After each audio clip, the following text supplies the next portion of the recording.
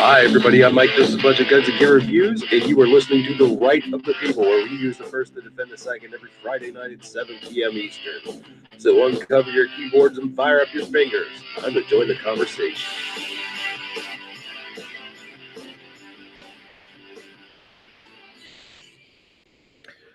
Hello, hello, hello. No, it is not Friday. It is, in fact, Monday, uh, April 29th, 2019, and this is more of a Right of the People single shot.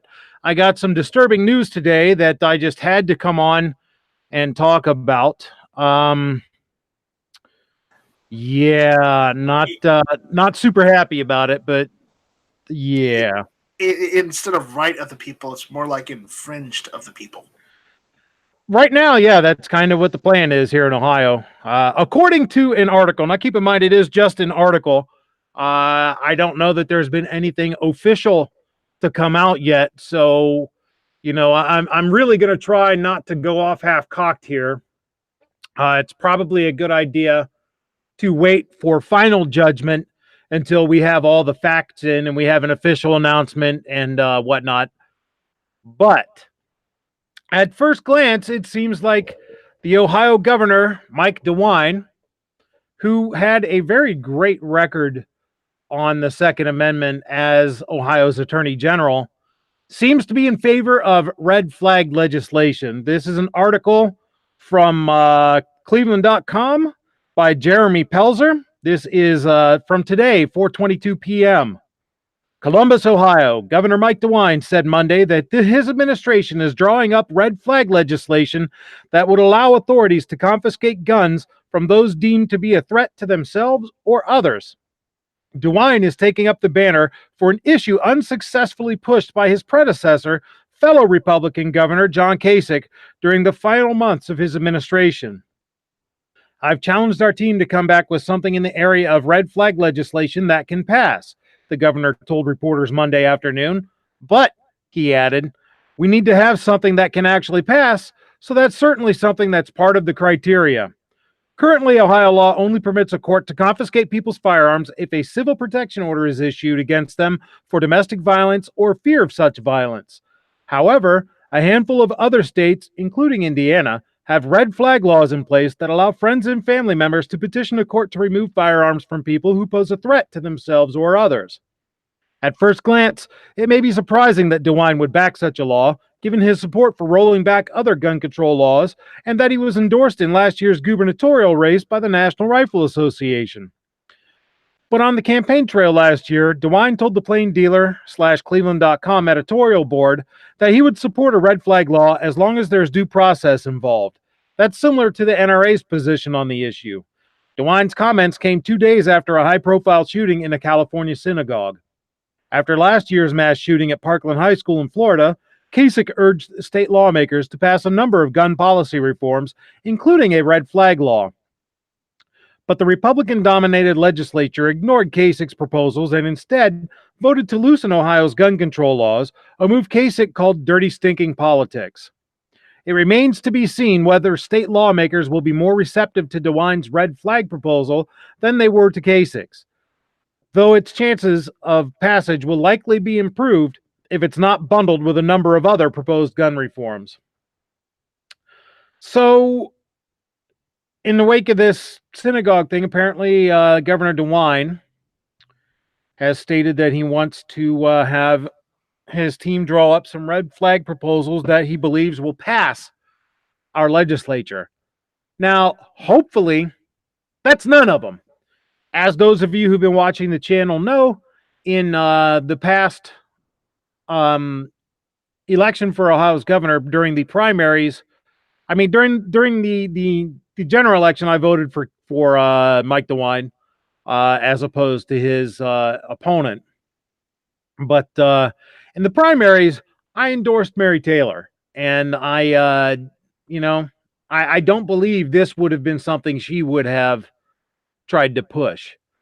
Buckeye Firearms Association, who I spoke with at the NRA meeting this past weekend and joined right on the spot, again, on the theory that I put my money where my mouth is, as I'm always encouraging everyone to join their national, local, and state firearms rights organizations, I feel that it's incumbent upon me as someone who's pushing that to join. So I did. They endorsed Governor DeWine.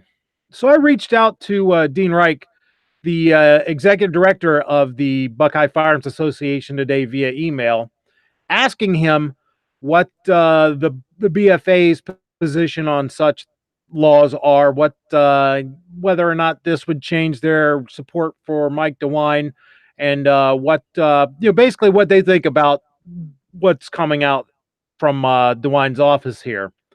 And Mr. Reich was kind enough to get back to me and told me that he was okay with me quoting his email. He says, "Hi, Michael. It was great to meet you, and thanks for joining. BFA has never seen a red flag law that respects due process, so we've never supported a red flag law. We opposed Governor Kasich's red flag law. There's nothing in writing yet about what DeWine is proposing, so we can't comment on a bill. But we'll never support anything that violates 2A rights or disrespects due process. We think DeWine is open to many good changes for Ohioans, and so far, we're pleased with what he has done, and we're happy with what he did as AG. But if he pushes a red flag law like all the others we've seen, we won't support it." I was very glad to hear that. There are other 2A orgs, and I'm not going to put names anywhere. I'm not going to throw anybody under the bus, but there are other 2A orgs who are, kind of running around like Chicken Little. And that was my first inclination too. But I'm trying to be positive here and believe that DeWine is just throwing out fodder for the press. I don't know who he would hope to appease with a statement like that, though, since the base that elected him is pro-gun, and the base that elected him is far and wide opposed to this red flag legislation. So I don't know. It would seem to me to be political suicide and a guarantee to be a one-term governor to push for something like this. So I'm hoping that as things unfold and as something official comes out from DeWine's office, that our legislature says, no way, we want to stay in office, so we're not going to pass any of this garbage. But I'm hoping that it doesn't get bundled in with something like, say, constitutional carry, which is a piece of legislation that's being discussed in Ohio State House.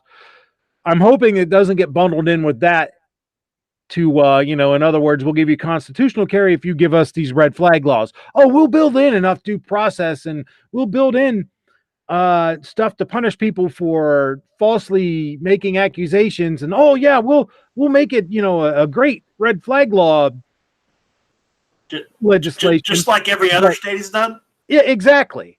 But when it comes down to it, which is, we'll do nothing of the sort and just pass the fucking law.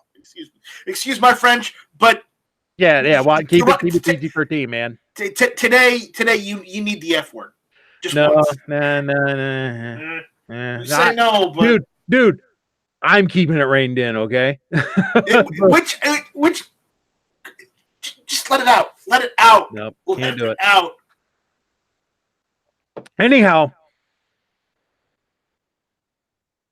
I'm hoping that no one will support this and the governor will be left all on his own. I'm hoping that everyone and their uncle will work, put aside our differences, because we all have, the different organizations here in Ohio and the different, just as with the different organizations on the national level, there's some rivalries, there's some competing interests here and some competing approaches. But I hope that one thing we can all agree on is that these red flag laws are bad. They violate due process. They violate the Fourth Amendment. They violate the Fifth Amendment. They violate the Second Amendment. They violate the Equal Protections Clause. They are completely, totally, and utterly unconstitutional. And it's my hope that every single firearms organization out there will oppose this and will let the governor know that this is not going to fly, particularly if he wants all of our support as gun owners, during his reelection bid. Here with us today, we have Night Strike and Squib. Night Strike, thanks for coming, sir. I appreciate you stopping by. Remember, let's keep it PG-13 today. Trust me, I feel the urge to drop a nice healthy F-bomb, but let's not. All right. I promise. Since PG-13, you can get away with one. Yeah, and you already did that. So yeah, we're done there. But I can't yell "shall not be infringed" because you're getting infringed. So shall be infringed. No, shall not be infringed is a statement of principle, not fact. Dang it! So shall not be infringed. In this case, it's fact. Unfortunately, not yet. It's just something that our governor thinks he wants. Yeah. So not good. No, that's not good. But remember, if it doesn't get through, I mean, I'm sure your state has the House and the Senate, right? Yeah. Yeah. If it doesn't get through the House or the Senate, the governor can want more reciprocity. But if it doesn't get through either of those bodies, it doesn't matter. Yeah. So he can say, "I want this and that," all he wants until the cows come home. If they don't do anything, they don't do anything. Yeah, I mean, the governor's staff can write whatever legislation they want. They can come up with whatever ideas they want, but if they don't find a legislator to sponsor it, and then if they don't get sufficient legislators together to pass it, it doesn't mean anything but a hill of beans. Hopefully that's what'll happen. He can't find anyone to sponsor it, and he certainly can't put together a large enough coalition to pass it. I find it to be very disappointing that somebody that, we were counting on. Yeah, I got to admit, I've been skeptical about him despite his record as Attorney General, which admittedly was good. I'm very disappointed to see that he's taking this tack for whatever reason, and I still can't figure out who he's trying to appeal to and who he's trying to appease here, what he's hoping to gain from it, because as far as I can tell, all he's going to accomplish is the alienation of his base. Squib, thanks for coming by, sir. I appreciate you hopping in. I appreciate the invite. It sounds to me like right now at this stage, it's a be vigilant, stay informed, and start to strategize, but don't get all wound up just yet. There's a time and a place to get wound up, and we're not there yet. I mean, I think that the Buckeye Firearms Association made a good call making that statement saying they don't have all the information yet, because there's too many organizations and too many YouTubers that jump to conclusions, and then people hear that's all they remember, that's all they repeat, and then it's a real weak effort from anybody, whether it be the anti-gun media or whether it be on our side, to file retractions and make that well known. Yeah, have you noticed that sometimes we act like the very people that we don't really like sometimes? You know what I mean? Yeah, absolutely. Well, that's why I reached out to Mr. Reich. And again, sir, if you happen to be listening, happen to be watching, thank you very much for getting back to me so quickly on this. I very much appreciate your time. That's why I reached out to him, and because, as the executive director of the BFA, he's in a position to know more about it than I do. So I wanted to make sure I got what their take on it is. And instead of just my original reaction, which was and that doesn't serve anyone, I do have a question about their ability to reach the governor as far as that goes. I mean, did they have enough pull? I mean, did they have like a direct line to him, or do they? You know how you can email him, or you could write him, or you could try to make an appointment to see him, but he's not gonna. You're gonna get the chain letter back or the chain email, or he's too busy. No, the BFA. Do they have more pull to do that? The BFA has the pull to be heard. So, without any doubt, do you think that if this goes any further, that they will? I mean, I'm not asking you to put words in their mouth for them, but do you think they'll represent you guys if this goes for, or is that what you're trying to find out? Is if this goes to a point where are they going to be the voice of Ohio, and since they have more pull, and use that to say, hey, dude, what are you doing? That sort of thing. It sounds that way. However, and again, I can't speak for the BFA at all. So please, no one take it that I'm doing so. I have absolutely no connection with them other than I joined the other day. Okay. And I live in Ohio and I'm a gun owner. Okay. So let me make that absolutely positively 100% clear. But based on history, the BFA has had a long history in Ohio of working steadily, incrementally to get our rights back. A lot, we're very involved in getting concealed carry passed. Was the first concealed carry bill a good one? No, but at least it was there. It got it on the table. Then they go back and they make it better. Then they go back and they make it better. Then they go back and they make it better. They've been working incrementally to help restore our rights. Now, that being said, historically, they've been accused of compromising with the antis, and just like the NRA is, and they've been accused of selling out, especially by other organizations. And again, I'm not going to throw a shade on anybody because these other organizations absolutely have their place too. So I've not ever been a one over the other kind of person when it comes to this. As I've told you guys before, and as I vote with my wallet, I support them all because I think they are all good at different things. But one thing that the BFA has done is they've been tirelessly working a little bit here, a little bit here. They chip away. We've talked many times about how the antis chip away at our rights. Well, they add a little back, add a little back, add a little back, add a little back. That's about the best way I can put it. They, the problem with all or nothing is most of the time you end up with nothing. Yes, that's what I've been trying to say for a while. And they'll come back and take what they can get, some more. Yeah, people want that. People want a big win to thumb in the nose of the antis, and they want it yesterday. But the problem with that is, even though that would be great for our community, you know exactly what it would do to our community. Yeah. We'd get complacent. And then they'd pass 10 laws behind our back, and we'd be going, but. It sounds to me like this organization understands the long game, because if we're going to hold the line on this and then push back, it's a long game. The people that want the short game, the people that are being tactical instead of strategic, make a lot more noise in our community, but they're only interested in today. Up. Yeah, and they do. And they're interested in today. I'm interested in tomorrow and the day after and the day after and the day after. And maybe it's because I'm in the fight for a different reason than some other people. And I understand the frustration from some people that want action and they want it now.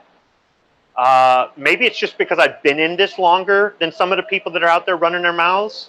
So I understand the long game. Patience is not an easy thing to have. It really isn't. And that's the thing. I think that if we're going, I've said before that legislatively, we're never going to win this fight. I think that the best we can hope for is damage control. And as you're talking about, playing the long game as far as getting a little bit back here, a little bit back there, and keeping the antis from doing as much damage as they want to do. I've said many times that judicially is where we're going to win this thing, which is why, organizations like the Second Amendment Foundation are so important, because they really attack this from the judicial standpoint. I think that eventually the Supreme Court's going to have to weigh in on these stand your ground laws and not stand your ground. What am I thinking? Weigh in on these red flag confiscation laws. There you go. But judicially, you have to get the Supreme Court to actually hear a gun rights case in order for that to happen. But they're here. They have granted cert to several gun rights cases that are coming up right now. And you brought up the Second Amendment Foundation, and you said, during the show you joined the BFA. Well, I joined the 2AF. Outstanding. At the show. Irony, right? Congratulations. Not only that, I bought my brother a membership too. Good. Awesome. Welcome aboard.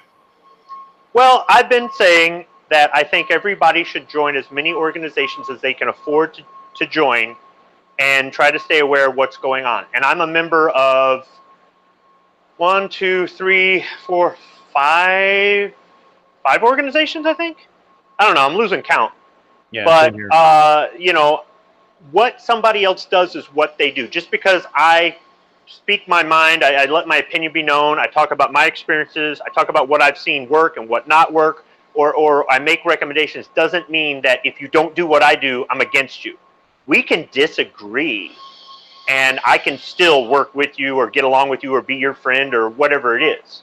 So if somebody doesn't agree with that, that's fine. You're entitled to your own opinion, and that's and some people might say, well, I just can't afford it. I will say some of these gun organizations are a little pricey, but other ones really aren't. And I can't remember who it was. It might have been you who said, skip a McDonald's meal once a month and you can afford. Yeah, that was you on Midnight Show, right? Yeah. Yeah. I mean, and it's as simple. It literally is as simple as a 6-pack of beer. Well, maybe a case of beer, 2 packs of cigarettes, or a meal at McDonald's.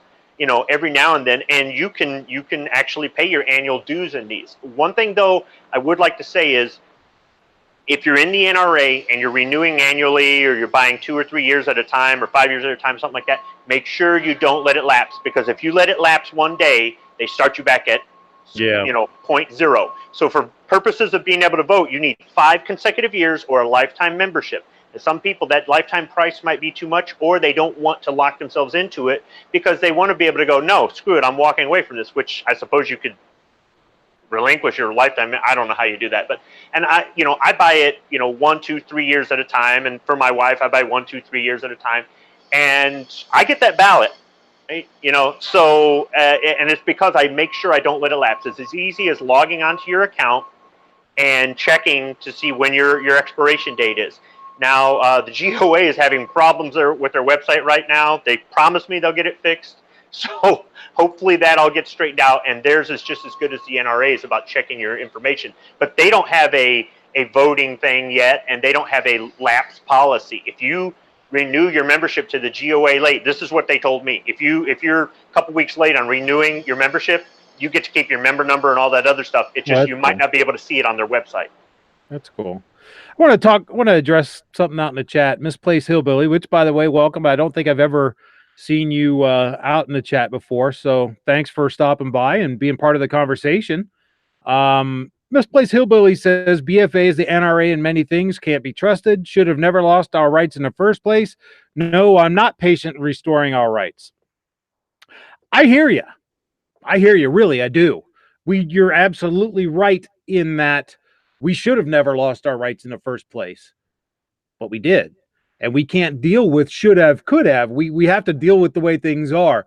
And the way things are is we're facing that uphill battle. You can't win that in a sprint. You just can't. It's not going to realistically happen. Realistically, you have to play the long game with it and take a, I would love to use a football analogy. I'd love to, in one play, throw the ball 100 yards, get the catch, get the touchdown, get the points. But how many times does that happen? Realistically speaking, you're going to have to play the running game, or you're going to have to go for the short passes, get all the yardage you can, a little bit here, a little bit there, a little bit there, until you finally get to the goal. And it's the same thing with this. You can't think that you're going to do the Hail Mary pass and get it back. It just isn't going to happen. Like, as I said, 9 times out of 10, when you're going all or nothing, you end up with nothing.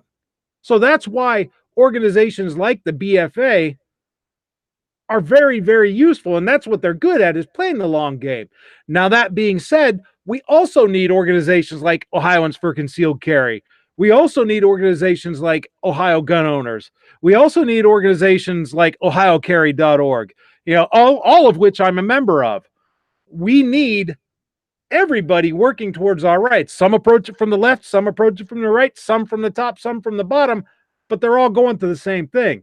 And that's, we may not agree with everybody's approach, and that's fine. That's one of the things that makes this country great. But I think that to trash somebody because we don't agree with the way they're doing something is maybe short-sighted. My as far as question the for Supreme him, Court hearing gun cases every 10 years, yeah, it's been a while since they have, but the composition of the court is changing, and now they're more likely to hear cases. They've just granted cert to at least one. It's the case about the gun laws in New York, where they can't, if you own a gun in New York, you can't transport it outside of New York, period. You can't take it to any place. Even if you own a second home in New York City, you can't transport it from one home to the other. The only place you can take it is to one of the 7 gun ranges. So the Supreme Court granted cert to that case, which could, depending upon how the Supreme Court rules and what they put in their opinion, have far-reaching implications. And then there are a couple other cases coming up as far as with the DC.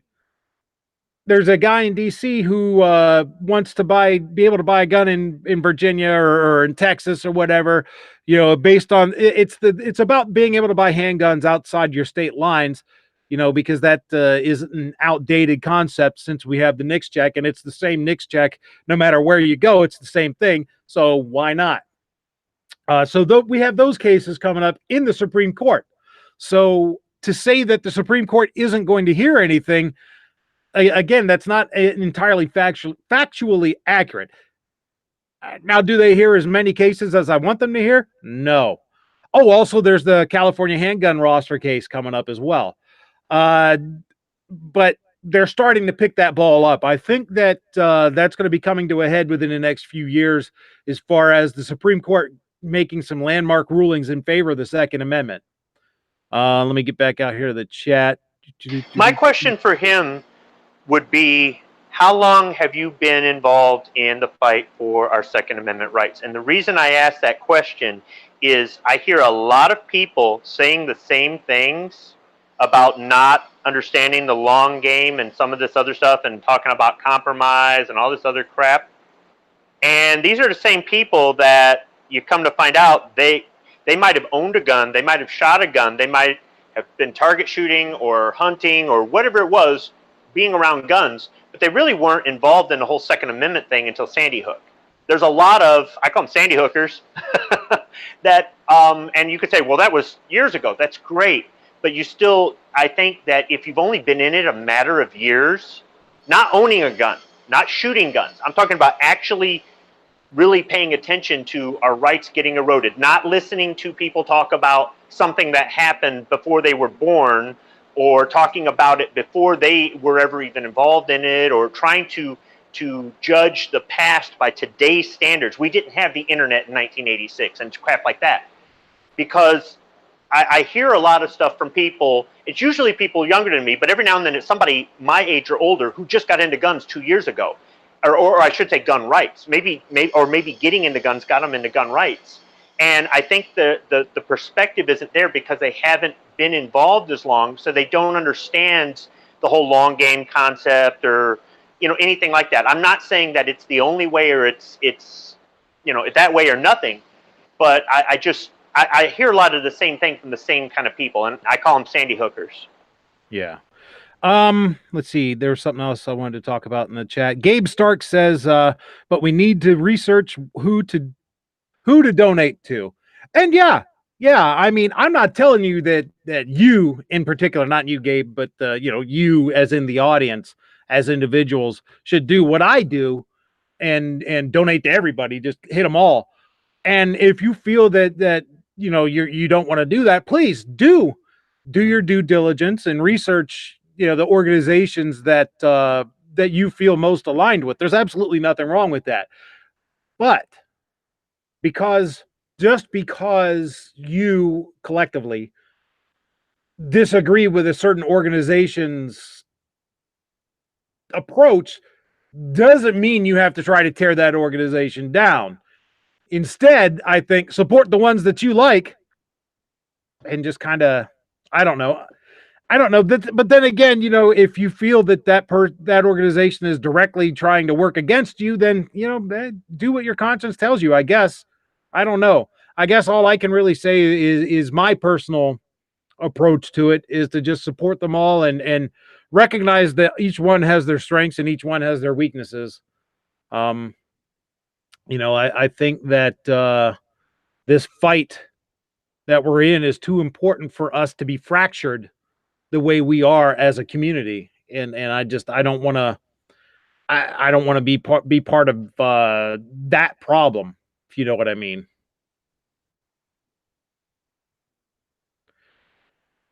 Yeah, Gabe says no internet, just the NRA telling people they will fight for you. Unfortunately, they lied then too.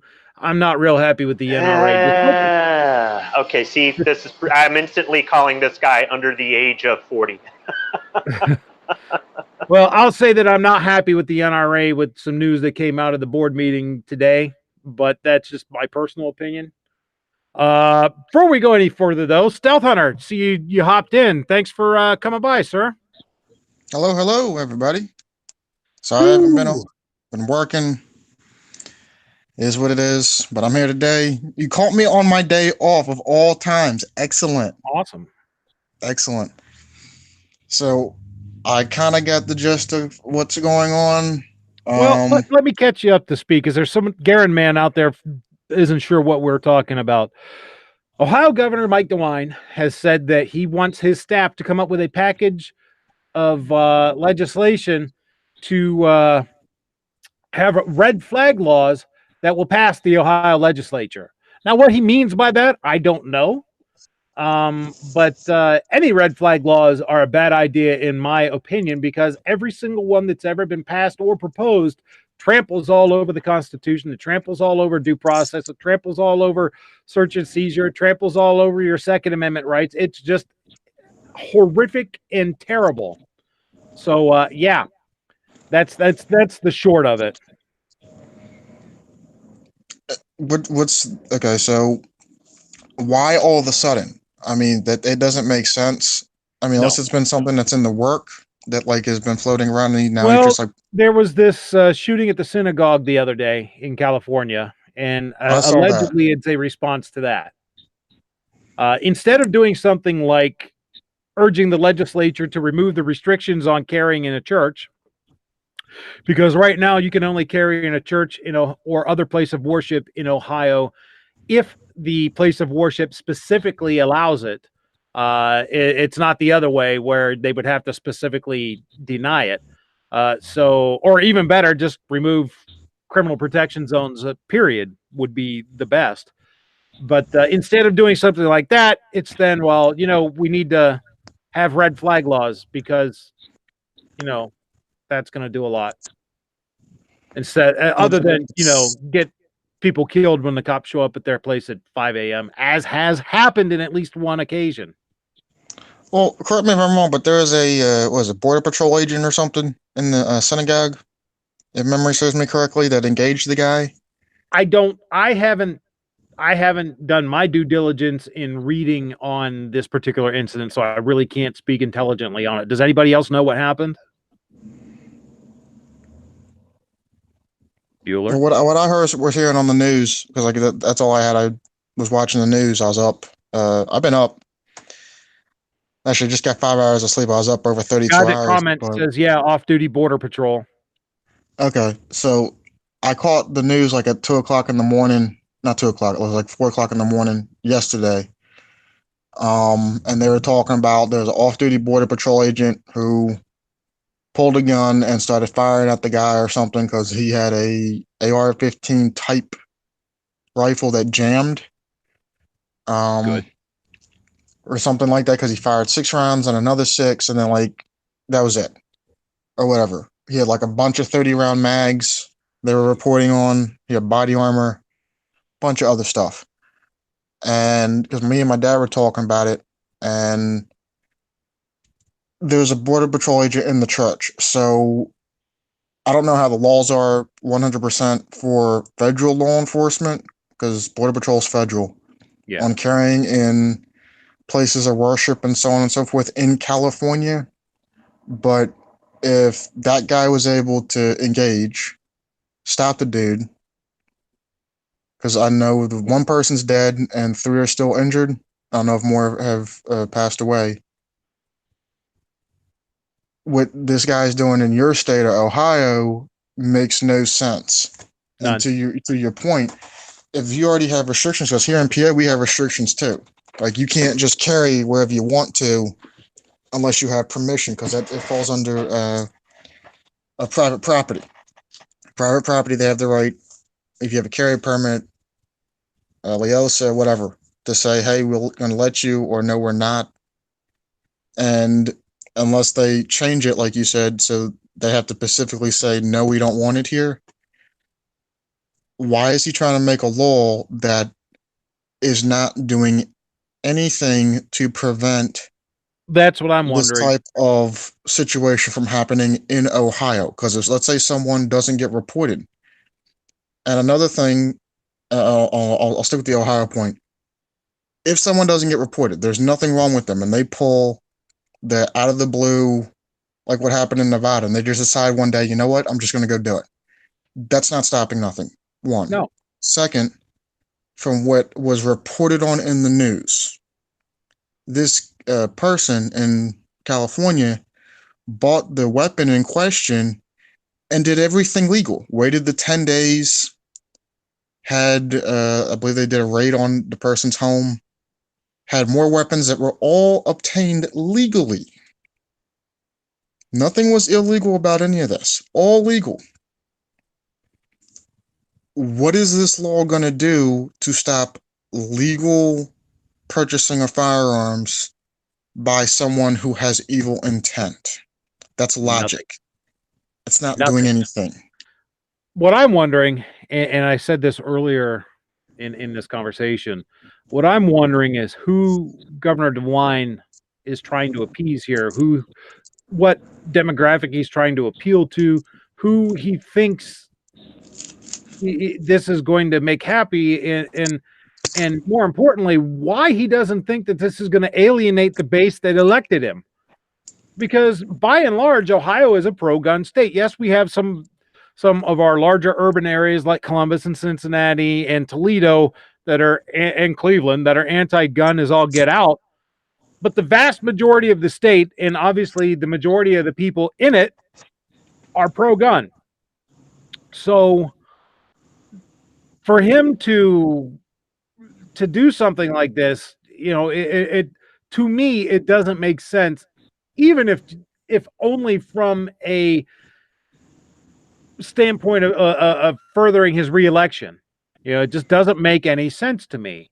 So, I'm hoping that the BFA stands by their word and won't support this proposed red flag laws, particularly any that trample on our constitutional rights, that don't include due process, that don't have mechanisms to punish those who would falsely make accusations, et cetera, which has been the entirety, as far as I know, of every red flag law that's out there.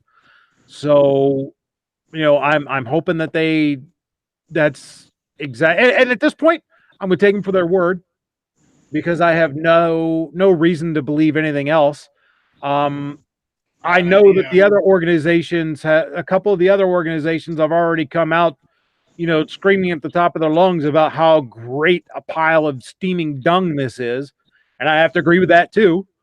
So hopefully all this becomes a moot point anyway, because as I said earlier, the governor can have his office write anything he wants. Feel free. He has to find someone to sponsor it, and he has to find enough senators and representatives to vote for it. And right now, I don't think that's going to happen. So here's how we're going to wrap this up. If you're an Ohioan and you're listening to this, I'm going to encourage you to do what I encourage everyone to do every week when I do my weekly show on Friday. Contact your Congress critter and elected representatives and let them know what you think about this. Let them know that these unconstitutional confiscatory red flag laws are not something that we are going to stand for as Ohioans, and we're not going to stand for as gun owners, and we're absolutely not going to stand for as voters. Send them email, snail mail, telephone, telegraph, smoke signals, carrier pigeons, bicycle messengers, semaphore, heliograph, whatever you have to do to let them know what you think, and never, ever, ever give up the fight. Thanks for watching.